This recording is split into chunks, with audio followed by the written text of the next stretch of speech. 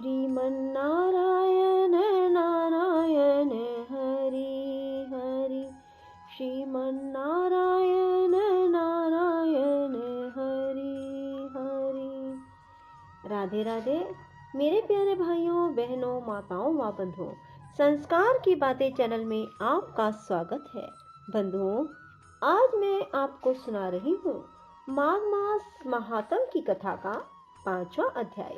बंधुओं, सभी प्रेम भाव से एकाग्रचित्त होकर भगवान में अपने ध्यान को संलग्न करके माघ मास महात्म की कथा को सुने।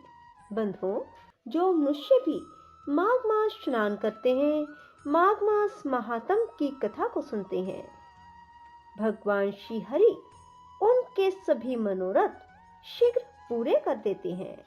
जो मनुष्य भी माघ मास में एक दिन भी किसी पवित्र नदी में स्नान कर लेते हैं, उनके सभी पापों का अंत हो जाता है। बंधुओं, जो मनुष्य माघ मास में स्नान करते हैं, उन्हें कभी भी आर्थिक संकटों का सामना नहीं करना पड़ता, अर्थात उनका घर धन समृद्धि से भरा रहता है।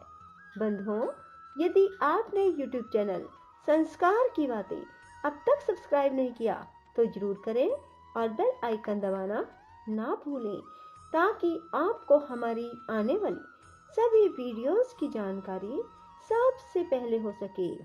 बोलो जुगल जोड़ी सरकार की जय, विष्णु भगवान की जय, लक्ष्मी माता की जय, शिव शंकर भोलेनाथ की जय, माँ पार्वती की जय, अपने अपने गुरु महाराज की जय। 5वां अध्याय। दत्तात्रेय जी कहते हैं, हे राजन, एक प्राचीन इतिहास कहता हूँ। भृगुवंश में ऋषिका नाम की एक विधवा ब्राह्मणी थी, जो बाल्यकाल में ही विधवा हो गई। वह रेवा नदी के किनारे विंध्य पर्वत के नीचे तपस्या करने लगी। वह जितेंद्रिय, सत्यवक्ता, सुशील, दानशीला, तप करके देह को सुखाने वाली थी। वह अग्नि में आहुति देकर उच्च वृत्ति द्वारा छठे काल में भोजन करती थी। वह वल्कल धारण करती और संतोष में अपना जीवन व्यतीत करती थी। उसने रेवा और कपिल नदी के संगम में 60 वर्ष तक माघ स्नान किया। फिर वहां पर मृत्यु को प्राप्त हो गई। माघ स्नान के फल से वह दिव्य 4000 वर्ष तक विष्णु लोक में वास करके सुंद और उपसुंद दैत्यों का नाश करने के लिए ब्रह्म द्वारा तिलोत्तमा नाम की अप्सरा ब्रह्मलोक में उत्पन्न हुई।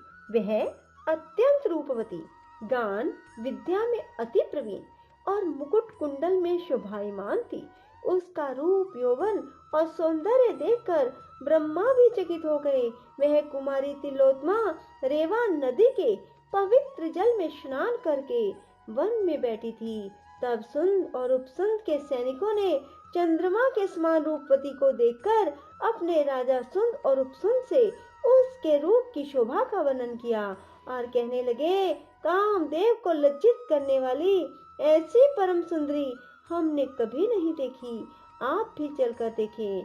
तब वे दोनों मदिरा के पात्र रखकर वहां पर आए जहां पर वह सुंदरी बैठी हुई थी। मदिरा के पाने से विह्वल होकर काम पीड़ा से पीड़ित हुए और दोनों ही आपस में उस स्त्री रतन को प्राप्त करने के लिए विवादग्रस्त हुए और आपस में युद्ध करते हुए वहीं समाप्त हो गए। तब उन दोनों को मरा हुआ देखकर उनके सैनिकों ने बड़ा कोलाहल मचाया।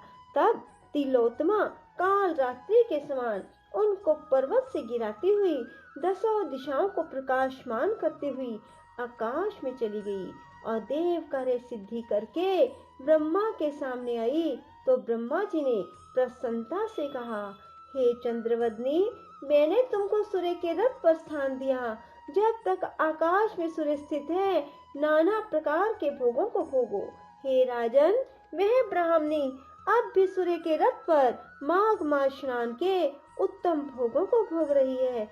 इसलिए श्रद्धावान पुरुषों को उत्तम गति पाने के लिए यत्न के साथ माघ मास में विधि पूर्वक स्नान अवश्य करना चाहिए। बोलो कृष्ण भगवान की जय। श्रीमन्नारायण